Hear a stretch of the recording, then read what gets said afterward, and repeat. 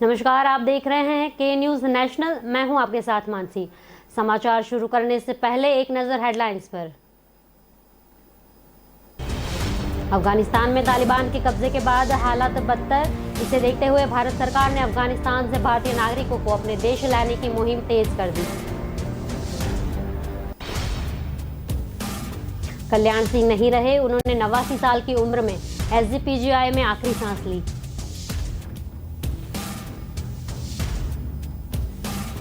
गन्ना मूल्य बढ़ाने की मांग को लेकर शनिवार को लगातार दूसरे दिन पंजाब के जालंधर में किसानों ने रेल व सड़क यातायात को जाम रखा।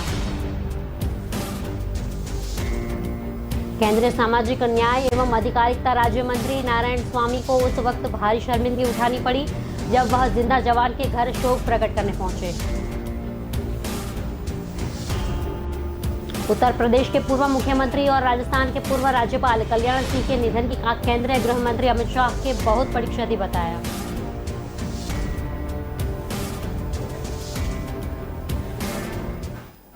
अफगानिस्तान में तालिबान के कब्जे के बाद हालात बदतर हो रहे हैं। इसे देखते हुए भारत सरकार ने अफगानिस्तान से भारतीय नागरिकों को अपने देश लाने की मुहिम तेज कर दी है। आज सैकड़ों भारतीयों को स्वदेश वापस लाया जाएगा। कई नागरिक अफगानिस्तान के रास्ते भारत आ रहे हैं। विदेश मंत्रालय के प्रवक्ता अरिंदम बागची ने ट्वीट कर बताया कि अफगानिस्तान में फंसे भारतीयों को वापस लाने का काम अभी जारी है। एयर इंडिया का विमान 1956 ताजिकिस्तान के 87 भारतीयों को लेकर नई दिल्ली के लिए प्रस्थान कर चुका है। 2 नेपाली नागरिकों को अफगानिस्तान से निकाला गया है। दुशांबे अफगानिस्तान में हमारा दूतावास द्वारा भारतीयों को वापस लाने में सहायता और समर्थन मिल रहा है। वहां फंसे नागरिकों को वापस लाने के लिए और अधिक विमानों को लगाया जाएगा। अफगानिस्तान की राजधानी काबुल से निकाले गए भारतीयों ने विमान में भारत माता की जय के नारे लगाए। विदेश मंत्रालय के प्रवक्ता ने ट्वीट कर उल्लासित लोगों अपने घर की यात्रा पर निकले। कतर में भारतीय दूतावास ने रविवार को बताया कि पिछले कुछ दिनों में काबुल से दोहा लाए गए 135 भारतीयों के पहले जत्थे को भारत वापस भेजा जा रहा है। कतर में भारतीय दूतावास ने ट्वीट कर बताया कि 135 भारतीयों को पहला जत्था, जिन्हें पिछले दिनों काबुल से दोहा लाया गया था, रात भारत वापस भेजा जा रहा है। दूतावास के अधिकारियों ने उनकी सुरक्षित वापसी सुनिश्चित करने के लिए कानून और रसद सहायता प्रदान की। दूतावास ने कहा कि कतर के अधिकारियों और सभी संबंधितों को इसे संभव बनाने के लिए धन्यवाद देते हैं। कल्याण सिंह नहीं रहे, उन्होंने 89 साल की उम्र में एसजीपीजीआई में आखिरी सांस ली। यूपी के पूर्व सीएम और राज्यपाल कल्याण सिंह ने 2 महीने अस्पताल में से भर्ती थे। 7 दिनों से वो वेंटिलेटर पर थे। 21 जून को उन्हें सांस लेने में तकलीफ होने के कारण लखनऊ के लोहिया अस्पताल में भर्ती कराया गया था। इसके बाद स्वास्थ्य में सुधार न होने पर 4 जुलाई को उन्होंने पीजीआई में शिफ्ट कर दिया गया था। प्रधानमंत्री नरेंद्र मोदी और गृह मंत्री अमित शाह ने कल्याण सिंह के निधन पर शोक जताया है, तो मुख्यमंत्री योगी आदित्यनाथ ने कल्याण सिंह के निधन पर दुख जताया है। योगी ने कहा कि 23 अगस्त यानी सोमवार में नरोरा में गंगा तट पर उनका अंतिम संस्कार किया जाएगा। इस दिन प्रदेश में सार्वजनिक अवकाश रहेगा ताकि लोग उन्हें श्रद्धांजलि दे सकें। वहीं यूपी में 3 दिन के राजकीय शोक का ऐलान कर दिया गया है। योगी ने आगे कहा कि कल्याण सिंह 2 महीने से अस्वस्थ थे। उन्होंने आज रात 9:15 बजे आखिरी सांस ली। हम सभी दुखी हैं। मैं दिवंगत आत्मा के लिए शांति की कामना करता हूँ।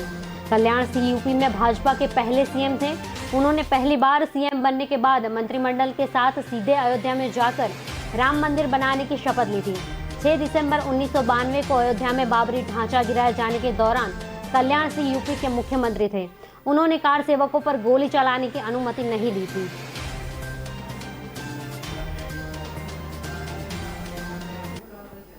गन्ना मूल्य बढ़ाने की मांग को लेकर शनिवार को लगातार दूसरे दिन पंजाब के जालंधर में किसानों ने रेल व सड़क यातायात जाम रखा है। इसके चलते 107 ट्रेनें प्रभावित हुई हैं, जबकि राष्ट्रीय राजमार्ग पर घंटों तक वाहनों की लंबी लाइनें लगी है।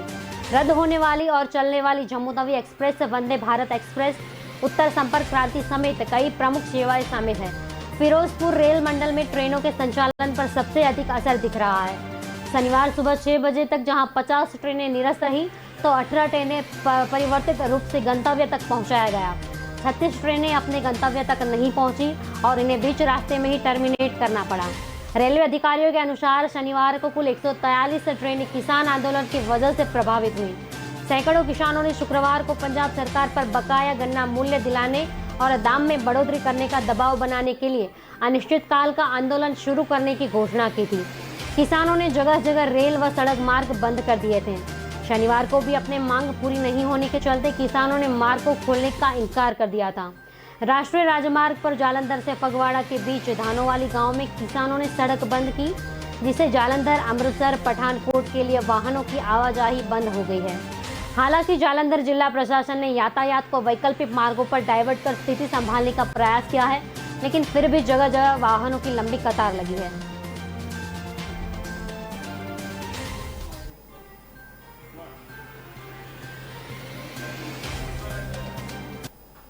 केंद्रीय सामाजिक न्याय एवं अधिकारिता राज्य मंत्री नारायण स्वामी को उस वक्त भारी शर्मिंदगी उठानी पड़ी जब वह जिंदा जवान के घर शोक प्रकट करने पहुंच गए। इतना ही नहीं, उन्होंने उक्त जवान के परिजनों को जमीन और सरकारी नौकरी देने का भी ऐलान कर दिया। यह वाकया बुधवार का है। कहा जा रहा है कि यह सब स्थानीय नेताओं द्वारा गलत जानकारी देने की वजह से हुआ था। भाजपा सूत्रों के अनुसार नारायण स्वामी जम्मू कश्मीर में तैनात रवि कुमार कटीमणि के आवास पहुंचे, जबकि उन्हें 1 साल पहले पुणे में मृत जवान बासवराज हीरेमंत के यहाँ जाना था। मंत्री के कार्यक्रम के अनुसार उन्हें मृत जवान के परिवार से मिलकर शोक संवेदना प्रकट करनी थी। सूत्रों का कहना है कि अपने तय कार्यक्रम से देरी से चल रहे नारायण स्वामी सांसद शिव कुमार उदासी के साथ जब मुलागंड पहुंचे तो स्थानीय नेता उन्हें कटीमणि के घर ले गए। परिजनों से मुलाकात के दौरान उन्होंने सरकारी नौकरी और जमीन देने का ऐलान किया। इसमें परिजन भ्रम और भौचक्के रह गए। इस पर जवान के परिवार से परिचित एक स्थानीय भाजपा कार्यकर्ता ने जवान कटीमणि को वीडियो कॉल लगाया और मंत्री की सीधी बात कराई। अपनी गलती का एहसास होने पर नारायण स्वामी ने स्थिति संभालने की कोशिश की और जवान की बहादुरी की प्रशंसा की। साथ ही परिवार के सदस्यों को सम्मानित भी किया। जवान कटीमणि के घर से रवाना होने के बाद मंत्री ने गलती सूचना पर स्थानीय भाजपा नेता को डांट लगाई।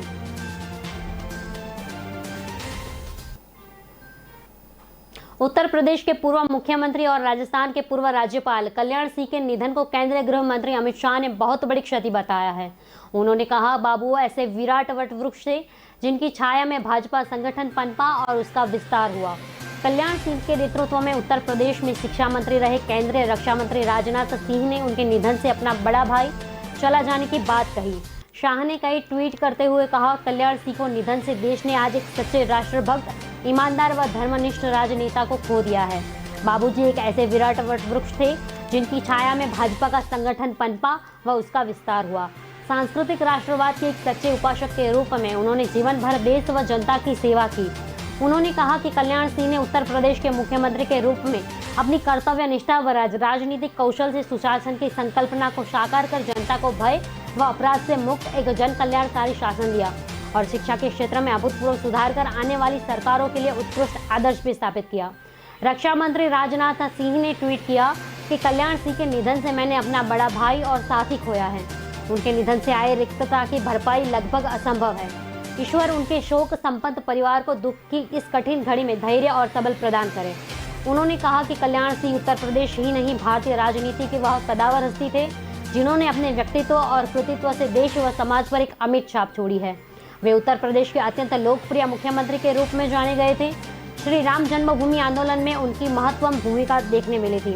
उनका निधन भारतीय राजनीति के लिए बड़ी क्षति है और मेरे लिए तो यह बहुत पीड़ादायक क्षण है।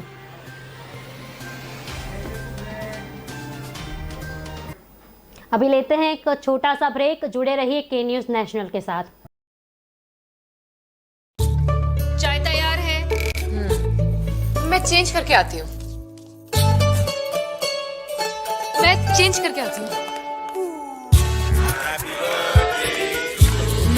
करके आती हूँ। लायरा का नया कलेक्शन, बहाने कम पड़ जाएंगे पर स्टाइल्स नहीं। Lyra, time to style. Break के बाद आपका स्वागत है। अब देखते हैं आगे की खबरें। सरकारी तेल कंपनियों की ओर से आज पेट्रोल डीजल के दामों में फिर से बदलाव हुआ है। 4 दिन के बाद आज पेट्रोल की कीमत 17 से 20 पैसे तो वहीं डीजल की कीमत 18 से 20 पैसे घटी है। हालांकि प्रमुख बड़े शहरों में पेट्रोल की कीमत 100 रुपये से ऊपर बनी हुई है। दिल्ली में पेट्रोल का दाम 101 रुपये जबकि डीजल का दाम 89 रुपये प्रति लीटर है। मुंबई में पेट्रोल की कीमत 107 रुपये व डीजल की कीमत 96 रुपये प्रति लीटर है। कोलकाता में पेट्रोल का दाम 101 रुपये जबकि डीजल का दाम 92 रुपये लीटर है। बता दें कि प्रतिदिन सुबह 6 बजे पेट्रोल और डीजल की कीमतों में बदलाव होता है। सुबह 6 बजे से ही नए दरें लागू हो जाती हैं। पेट्रोल व डीजल के दाम में एक्साइज ड्यूटी, डीलर कमीशन और अन्य चीज़ें जोड़ने के बाद इसका दाम लगभग 2 गुना हो जाता है। इनकी मानकों के आधार पर पेट्रोल रेट और डीजल रेट रोज तय करने का काम तेल कंपनियां करती है। डीलर पेट्रोल पंप चलाने वाले लोग हैं, वे खुद को खुदरा कीमत पर उपभोक्ताओं के अंत में करो और अपने स्वयं के मार्जिन जोड़ने के बाद पेट्रोल बेचते हैं।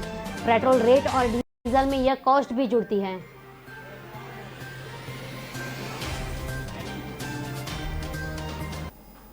राजधानी में बारिश ने शनिवार को पिछले 13 सालों का रिकॉर्ड तोड़ दिया है। शुक्रवार देर रात हुई बारिश शनिवार दोपहर तक जाकर थमी। इससे दिल्ली में सुबह 8:30 बजे तक 138 मिमी में बारिश रिकॉर्ड की गई। 2007 के बाद पहली बार अगस्त महीने में 24 घंटों के भीतर इतनी ज्यादा बारिश हुई। मौसम विभाग को पूर्वानुमान है कि अगले 2 दिनों तक दिल्ली में मानसून सक्रिय रहेगा। इसके बाद मौसम साफ हो जाएगा। इससे पहले मौसम विभाग ने शनिवार के मध्यम स्तर की बारिश का अलर्ट जारी किया था। इससे आगे जाते हुए दिल्ली में तेज बारिश का दौर शुक्रवार व शनिवार मध्य रात्रि से शुरू हो गया था। घने काले बादलों व बिजली की गड़गड़ाहट के बीच सुबह तक बारिश होती रही। वहीं करीब दिन चढ़ जाने के बाद अंधेरा छाया रहा। 10 बजे के बाद हालांकि लगातार हो रही बारिश थम गई है, लेकिन रुक रुक कर इसका दौर पूरा दिन चलता रहा है। तेज बारिश की वजह से कॉलोनियों के साथ मुख्य सड़कों पर भी जल जमाव देखा गया था। दिन भर ITO, Minto bridge, ring road समेत दिल्ली की ज्यादातर प्रमुख सड़कों पर पानी जमा था।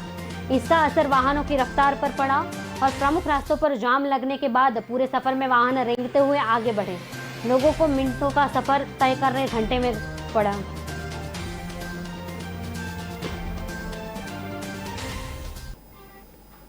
अमेरिका का मोस्ट वांटेड आतंकी खलील हक्कानी अमेरिका सेना से महज 8 किलोमीटर दूर काबुल में खुलेआम नारेबाजी करवाता था। विश्व की शक्तिशाली सेना के काबुल हवाई अड्डे पर बेबसी से खड़े रहे। हक्कानी नेटवर्क से जुड़े खलील के सिर पर अमेरिका ने 10 साल से 37 करोड़ का इनाम घोषित कर रखा है। खलील ने काबुल की सबसे बड़ी मस्जिद के इमाम से धार्मिक वार्तालाप किया। इसके बाद लोगों के बीच आया और काबुल की सड़कों पर नाराए तकबीर लगाते हुए लोगों को भी ऐसा करने के लिए उकसाता दिखा। बताया जा रहा है कि उसने काबुल में जिहादी मुहाजिर नेता हिकमत यार से भी मुलाकात की। खलील को अमेरिका में 9 फरवरी 2011 में एक आदेश निकालकर बाकायदा विशेष दर्जे का वैश्विक आतंकवादी घोषित कर दिया गया। अमेरिका के सैनिकों के काबुल में होने पर भी खलील के खुलेआम घूमने के बावजूद उसे गिरफ्तार करने का अमेरिकी सेना की बेबसी को एक नए उदाहरण की तरह देखा जा रहा है। घटना के समय खलील के साथ विशेष तालिबानी दस्ते के वर्दीधारी सैनिक भी थे। एक वीडियो में ये सैनिक हेलमेट, नाइट विजन चश्मे और पेशेवर सैनिक के सामने पहने हुए दिख रहे थे। खुद खलील अमेरिका में बनी एसोलेट राइफल लेकर चल रहा था। सैनिक भीड़ को हटाकर उसके लिए रास्ता बना रहा है। खलील ने कहा कि सुरक्षा तालिबानियों की प्राथमिकता है। सुरक्षा नहीं होगी तो जीवन नहीं होगा। वे ही देश को सुरक्षा देंगे। इसके बाद अर्थव्यवस्था, कारोबार और शिक्षा को बढ़ावा दिया जाएगा और कोई भेदभाव नहीं होगा। पत्रकारों और महिलाओं को डरने की कोई जरूरत नहीं है।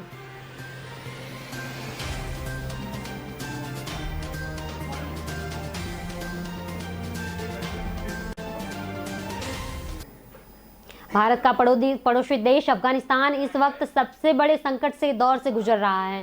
तालिबान के कब्जे के बाद वहां दहशत का माहौल देखने को मिल रहा है। इसका असर भारत में भी देखने को मिल रहा है और यहाँ रहने वाले अफगानी परेशान हैं।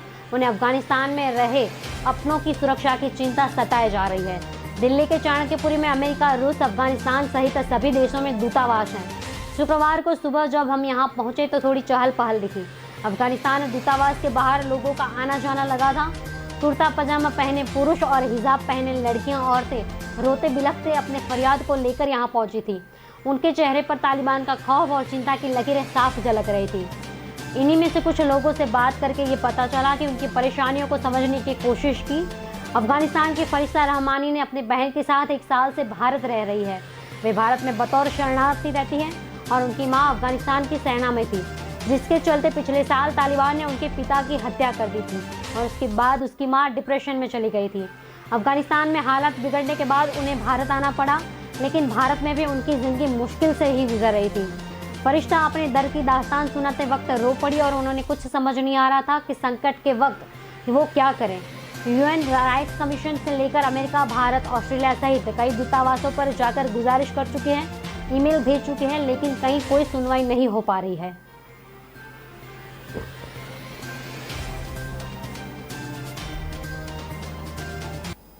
उत्तर प्रदेश के पूर्व मुख्यमंत्री कल्याण सिंह नहीं रहे। शनिवार को रात 9 बजे उन्होंने 89 साल की उम्र में लखनऊ में एसजीपीजीआई में आखिरी सांस ली। कल्याण सिंह 48 दिनों से हॉस्पिटल में भर्ती थे। लखनऊ में उनके अंतिम दर्शन के लिए भीड़ उमड़ने लगी। अभी उनका पार्थिव शरीर उनके आवास पर है। यहां से 11 बजे सड़क मार्ग से होते हुए विधानमंडल ले जाया जाएगा, जहां पक्ष और विपक्ष के कई बड़े नेता उन्हें श्रद्धांजलि देंगे। इस बीच मुख्यमंत्री योगी आदित्यनाथ और बसपा की राष्ट्रीय अध्यक्ष मायावती ने कल्याण सिंह का अंतिम दर्शन किया। मायावती ने यहां पूर्व सीएम के पौत्र से मिलकर अपनी संवेदनाएं व्यक्त की। थोड़ी देर में प्रधानमंत्री नरेंद्र मोदी और रक्षा मंत्री राजनाथ सिंह भी लखनऊ आ रहे हैं। लखनऊ के कमिश्नर ने बताया कि पूर्व सीएम कल्याण के अंतिम दर्शन के लिए प्रधानमंत्री नरेंद्र मोदी 9 बजे लखनऊ आएंगे। एयरपोर्ट से वह सीधे कल्याण सिंह के आवास पर पहुंचेंगे और उन्हें श्रद्धांजलि अर्पित करेंगे। इसके अलावा रक्षा मंत्री राजनाथ सिंह ने भी लखनऊ आने की जानकारी ट्वीट करके बताई है। गृह मंत्री अमित शाह, पूर्व केंद्रीय मंत्री उमा भारती और भाजपा नेता विनय कटियार, जम्मू कश्मीर के उप राज्यपाल मनोज सिन्हा और राजस्थान के राज्यपाल कलराज मिश्रा और सिंह चौहान, उत्तराखंड के मुख्यमंत्री पुष्कर धामी और एवं पूर्व सीएम कल्याण सिंह के अंतिम दर्शन के लिए आज लखनऊ आ सकते हैं। इस बीच चर्चा में ये भी है कि राष्ट्रपति रामनाथ कोविंद भी पूर्व सीएम को श्रद्धांजलि देने के लिए आ सकते हैं। हालांकि अभी उनके कार्यक्रम की आधिकारिक पुष्टि नहीं हुई है और आरएसएस के सरकार या वाहक दत्तात्रेय होसबले 9:30 बजे अंतिम दर्शन के लिए पहुंच जाएंगे।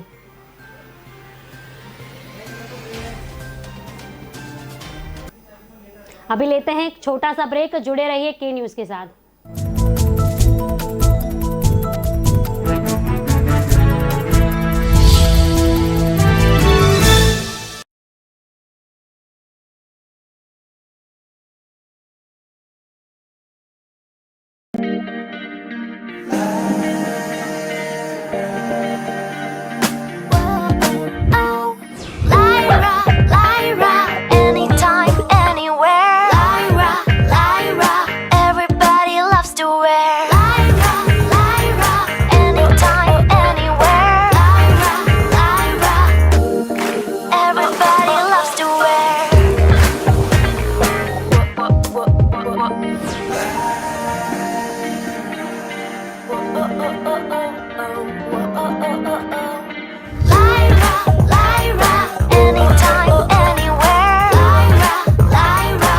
My life, my Lyra.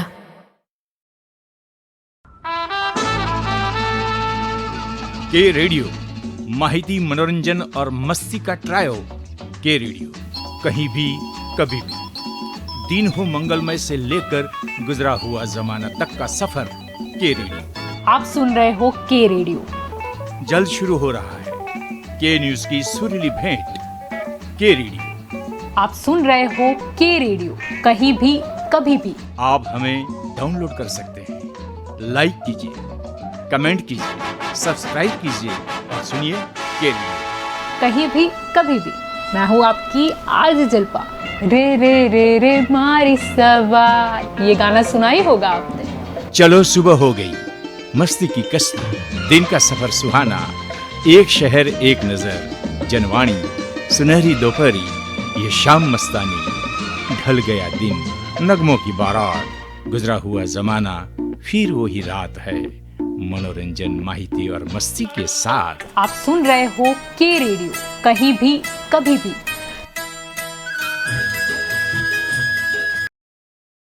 Break के बाद आपका स्वागत है। अब देखते हैं आगे की खबरें।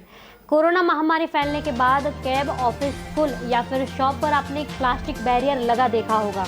इसे देखकर लोग इस बात की तसल्ली कर लेते हैं कि यह जगह उनके लिए सुरक्षित है, लेकिन ये बैरियर समस्या बढ़ा सकता है। ये बैरियर कोरोना से तो पूरी तरह सुरक्षा नहीं दिलाते हैं, साथ ही इनकी वजह से वेंटिलेशन भी नहीं हो पाता है।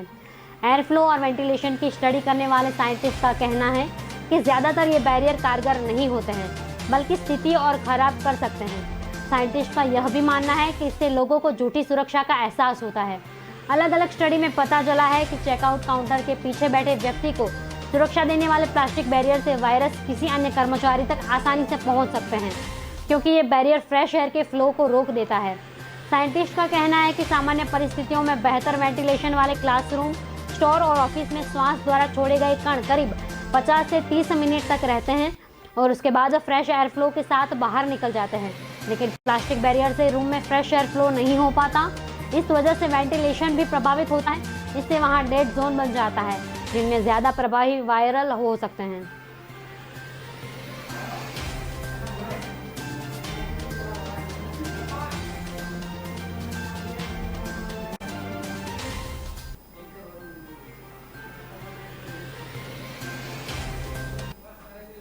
अफगानिस्तान में पाकिस्तान की सामाजिक सुरक्षा उद्देश्य निश्चित रूप से भारतीय प्रभाव का मुकाबला करना और पाकिस्तानी क्षेत्र में अफगान गृह युद्ध के परोक्ष उद्देश्य को कम करना होगा।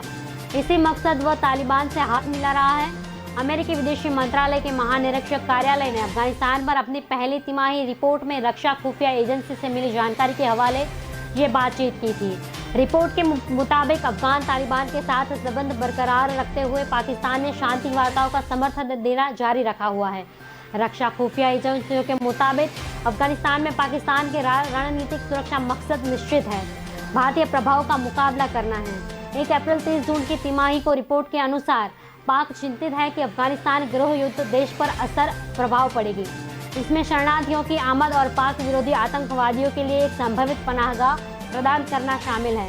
प्रत्यक्षदर्शी सूत्रों के हवाले से मीडिया की खबरों के मुताबिक इस तिमाही में पाक सीमावर्ती क्षेत्रों में अफगान तालिबान के लिए वित्तीय योगदान बढ़ा है।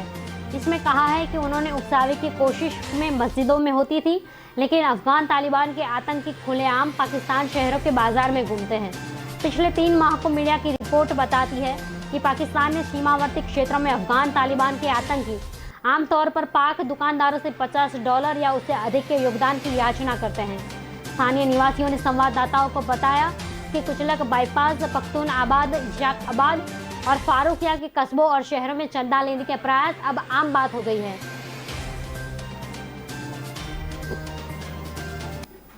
इस्लाम के नाम पर अफगानिस्तान की सत्ता कब्जाने वाले तालिबान अब दुनिया भर के देशों में मान्यता के लिए तरसने लगे हैं। मुस्लिम देशों को मनाने के लिए उसके नेता दोहा से दुशामने चक्कर काट रहे हैं, लेकिन दुनिया के 56 मुस्लिम देशों में सिर्फ पाकिस्तानी हैं जो उसके साथ है। आर्थिक फायदे के लिए हिमायती बने चीन और रूस भी अब तक तालिबान को मान्यता देने पर खुलकर नहीं बोल रहे हैं, क्योंकि उन्हें अंतर्राष्ट्रीय बिरादरी के अलावा अपने देश से भी विरोध झेलना पड़ रहा है। शुरुआत में तालिबानी नेताओं का अंदाज नहीं था कि मुस्लिम देश भी उसके साथ नहीं आएंगे। पड़ोसी देश अफगानिस्तान और कजाकिस्तान की तालिबान से निपटने के लिए सीमा पर सेनाएं बढ़ा चुके हैं। दुनिया में मुसलमानों की 52% आबादी इंडोनेशिया, भारत, पाकिस्तान, बांग्लादेश, ईरान और तुर्की में है। सिर्फ पाकिस्तान बतौर देश तालिबान के साथ है, जबकि पाकिस्तानी जनता तालिबान नीतियां नहीं मानती है और न कभी मान सकती है। अंतर्राष्ट्रीय बिरादरी के प्रमुख इस्लामी देशों में एक ऐसा भी है जो तालिबान के साथ है। हालांकि पाकिस्तान के अलावा मलेशिया और इंडोनेशिया इस्लामिक सत्ता पसंद करते हैं, लेकिन तालिबानी कट्टरता को स्वीकार नहीं करते हैं। ऐसा करने से वे अंतर्राष्ट्रीय मंच पर अकेले पड़ जाएंगे। 56 देशों का ऑर्गेनाइजेशन ऑफ इस्लामिक कॉरपोरेशन बेशक बड़ा संगठन है, लेकिन यह सियासत हैसियत खो चुका है। अफगानिस्तान के मसले में उसकी भूमिका मायने नहीं रखती, क्योंकि अफगानिस्तान में तालिबान के खिलाफ लड़ने वाली ताकतें भी मुस्लिम थी। पश्चिमी एशियाई के देशों में इसमें शामिल है, तभी यह कोई नजरिया पेश कर सकता है। अभी ऐसी संभावनाएं नजर नहीं आ रही है।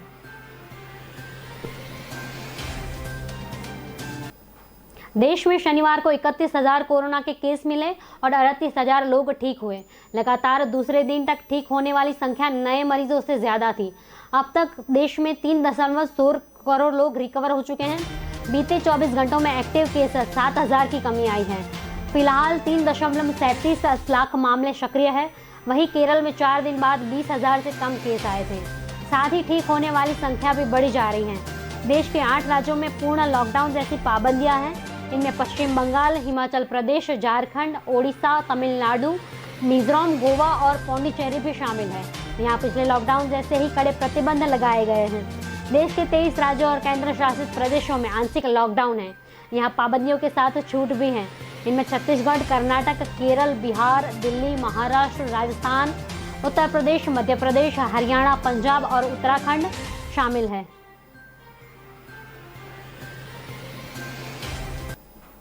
राजधानी दिल्ली में बाजारों को पहले की तरह खुलने की अनुमति मिल गई है। सीएम अरविंद केजरीवाल ने बताया कि सोमवार के सभी बाजार अपने सामान्य समय के अनुसार खुल सकते हैं। कोरोना संक्रमण के बढ़ते खतरे के कारण अब तक बाजारों को रात 8 बजे तक ही खोलने की अनुमति थी। चूंकि अब कोरोना के मामलों में गिरावट देखी जा रही है, इसलिए इन सभी प्रतिबंधों को हटाने का फैसला लिया गया है। दिल्ली में कोरोना के बढ़ते मामलों के मद्देनजर बाजारों पर तमाम तरह के प्रतिबंध लगाए गए थे। कई महीनों तक बाजार पूरी तरह से बंद थे, लेकिन मामलों में कमी आने के साथ ही उन्हें एक तक खुलने की अनुमति मिलती गई। हालांकि समय के साथ कई तरह के प्रतिबंध भी लगे हुए हैं। वहीं नियमों का पालन न होने के कारण बीच बीच में कई बाजारों को बंद करने का आदेश भी जारी किया है। दिल्ली के बाजार सभी प्रतिबंधों से मुक्त हो गए हैं। मालूम है कि पिछले कुछ समय से राजधानी दिल्ली में कोरोना के मामलों में गिरावट देखी जा रही है। हेल्थ बुलेटिन के मुताबिक शनिवार को दिल्ली में 29 नए मरीज सामने आए, जबकि 48 लोग कोरोना से ठीक होकर घर लौटे हैं।